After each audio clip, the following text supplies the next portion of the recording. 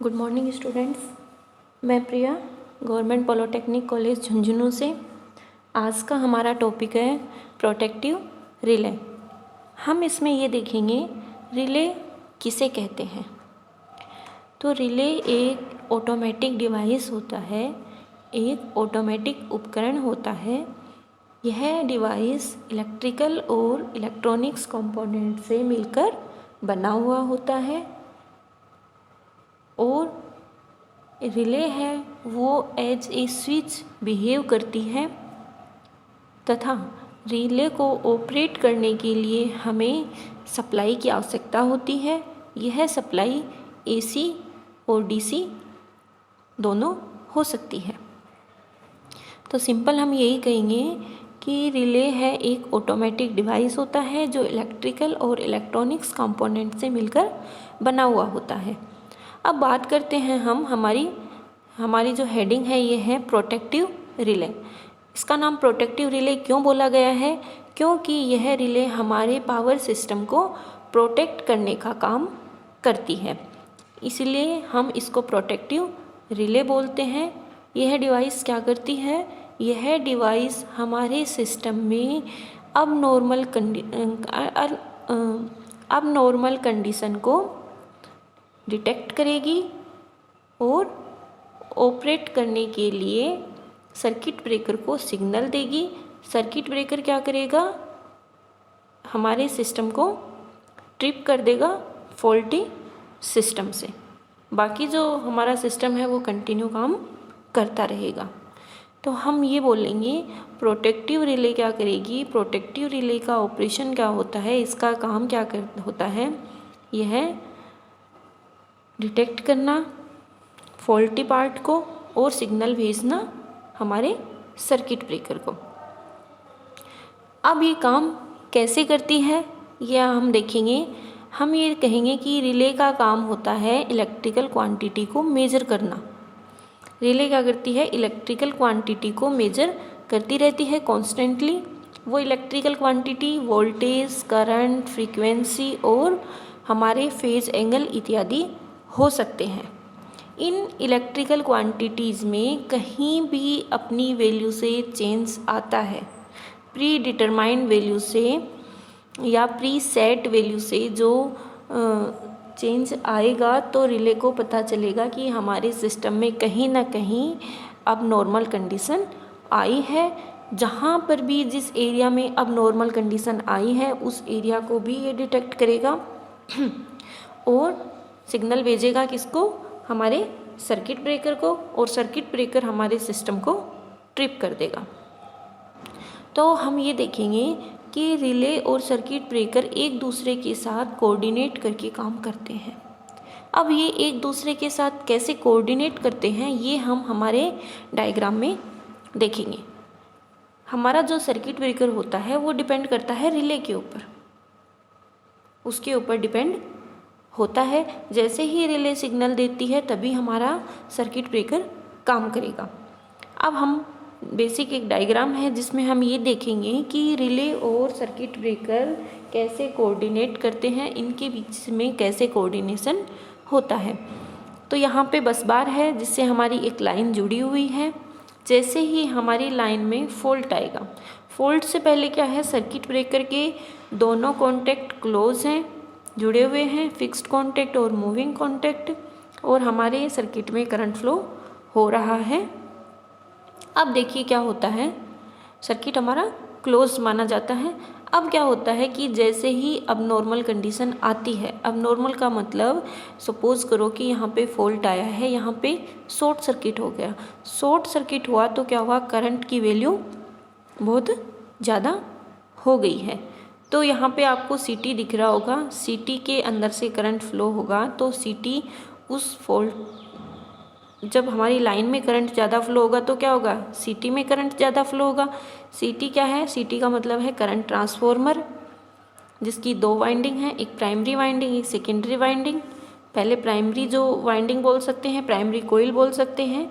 जब primary coil में से करंट ज़्यादा बढ़ेगा तो क्या होगा? सेकेंडरी कोइल में से भी करंट की वैल्यू बढ़ जाएगी और जब हम जानते हैं किसी कोयल के अंदर से करंट फ्लो करवाते हैं तो हमारी जो कोयल है वो एज ए मैग्नेटिक बिहेव करती है, मैग्नेटाइज हो जाती है, उसमें चुंबकीय गुण आ जाते हैं। तो हमारी जब सेकेंडरी कोयल में से करंट की वैल्यू बढ़ जाएगी तो उसका मैग्नेटाइज इफेक्ट है वो भी बढ़ जाएगा। और क्या करेगी, वो एक फोर्स लगाएगी। जो आपको टी शेप का एक प्लंजर दिख रहा होगा, इसके ऊपर फोर्स लगाएगी और इसको अपनी ओर खींचेगी। सेकेंडरी कोयल अपनी ओर अट्रैक्ट करेगी, अपनी ओर अट्रैक्ट करेगी तो क्या होगा, जहाँ से हमारा सर्किट ओपन है, ये सर्किट हमारा प्लंजर है, इसको क्या करेगा, क्लोज कर देगा और पूरा सर्किट हमारा क्लोज हो जाएगा। अब सर्किट को हम अलग से एक सोर्स लगा के, यहाँ पे बैटरी सोर्स दिख रहा होगा, इसकी सहायता से हम हमारे सर्किट को सप्लाई देते हैं। जैसे ही सर्किट क्लोज होगा तो करंट फ्लो होना शुरू हो जाएगा और हमारी ट्रिप कोयल भी एनर्जाइज हो जाएगी। जैसे ही हमारी ट्रिप कोयल एनर्जाइज होगी तो उसके अंदर भी मैग्नेटिक इफेक्ट आ जाएगा, क्योंकि ट्रिप कोयल के अंदर से करंट फ्लो होना शुरू हो गया है, वो भी मैग्नेटाइज हो जाएगी और वो भी फोर्स लगाएगी सर्किट ब्रेकर के मूविंग कॉन्टैक्ट के ऊपर और सर्किट ब्रेकर के मूविंग कॉन्टैक्ट को फिक्स्ड कॉन्टैक्ट से दूर कर देगी। इसी तरह हमारा सर्किट है वो ओपन हो जाएगा और बाकी का जो हमारा सिस्टम है वो कंटिन्यू काम करता रहेगा। यहाँ से हमारा जो फॉल्ट है वो अलग हो चुका है हमारी सिस्टम से। अब देखिए नेक्स्ट जो हम अपना टॉपिक है, ये टॉपिक ये है कि सर्किट ब्रेकर जो रिले हम सेलेक्ट कर रहे हैं उस रिले की क्या क्या क्वालिटीज़ होनी ज़रूरी हैं, उसकी क्या क्या प्रॉपर्टीज़ होनी ज़रूरी हैं। तो कोई भी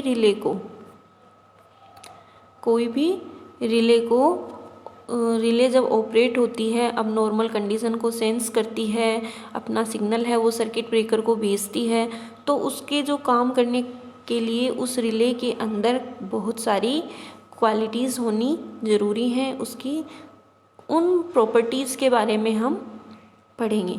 तो ये उसकी टोटल 6 टाइप की सिंपल बेसिक प्रॉपर्टीज़ हैं, ये होनी रिले में बहुत ज़रूरी हैं। जैसे selectivity, speed, sensitivity, reliability, simplicity and economy.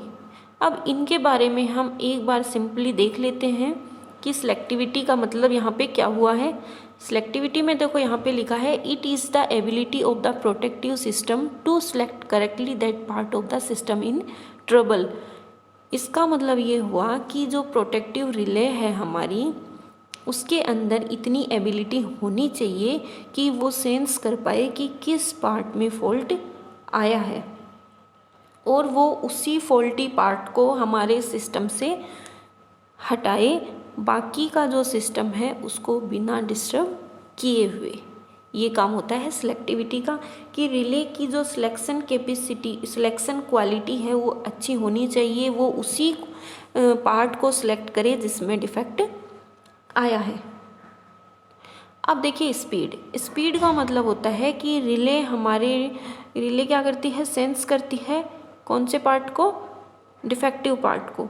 तो रिले का जो सेंस करने का जो टाइम है, जो ऑपरेशन है, वो बहुत ही फास्ट होना चाहिए, ताकि जो हाई करंट है, फॉल्टी करंट है, वो हमारे सर्किट में से फ्लो नहीं हो, नहीं तो हमारे सर्किट को डैमेज कर देगा। तो जितना फास्ट रिले काम करेगी उतना ही बेटर होगा। तो हम बोल सकते हैं रिले की स्पीड अच्छी होनी चाहिए। नेक्स्ट है सेंसिटिविटी। रिले के अंदर इतनी एबिलिटी होनी चाहिए कि वो एक्चुएटिंग क्वांटिटी से हल्की सी चेंज वैल्यू को भी सेंस करे और हमारे सर्किट ब्रेकर को सिग्नल भेजे। ये नहीं है कि हमने जो एक्चुएटिंग क्वांटिटी वोल्टेज की, करंट की इनकी फिक्स की है, उससे बहुत ज़्यादा बढ़ रही है, उससे हल्की सी चेंज आते ही, थोड़ी सी ज़्यादा होते ही क्या करे, ऑपरेट करे हमारी रिले। तो ये है उसकी सेंसिटिविटी। नेक्स्ट है रिलायबिलिटी। रिलायबिलिटी क्या कहती है, हमारी जो रिले है वो रिलायबल होनी चाहिए, वो विश्वसनीय होनी चाहिए। रिलायबिलिटी का मतलब होता है विश्वसनीयता, उस पर विश्वसनीय होनी चाहिए कि वो अपनी जो प्री डिटरमाइंड कंडीशन है उन पे वो बिल्कुल काम करेगी। इसीलिए बिना विश्वसनीय हम हमारी रिले को काम में नहीं ले सकते। सिंप्लिसिटी का मतलब होता है कि रिले जो हमारी है वो सिंपली उसकी डिज़ाइन होनी चाहिए उसकी, ताकि हम उसको आसानी से मेंटेन कर सकें, और वो जितनी सिंपल होगी उतनी ही रिलायबल भी होगी। नेक्स्ट है इकोनॉमी। इकोनॉमी का जो फैक्टर है वो बहुत इम्पोर्टेंट होता है हमारे लिए। हम ये चाहते हैं कि जो इकोनॉमी के हिसाब से रिले हम ले रहे हैं वो काफ़ी सूटेबल हो, वो कॉस्टली नहीं हो। तो हम ये ऐसे होता है कि जो प्रोटेक्टिव इक्विपमेंट्स हम यूज़ में ले रहे हैं उनकी कॉस्ट हमारे सिस्टम की टोटल कॉस्ट की 5% से ज़्यादा नहीं हो। ये नहीं है हमारे सिस्टम की जितनी कॉस्ट है उससे आधी कॉस्ट हमारी प्रोटेक्टिव एलिमेंट्स की, नहीं, उससे 5% तक की उसकी कॉस्ट होनी चाहिए सिस्टम की कॉस्ट की।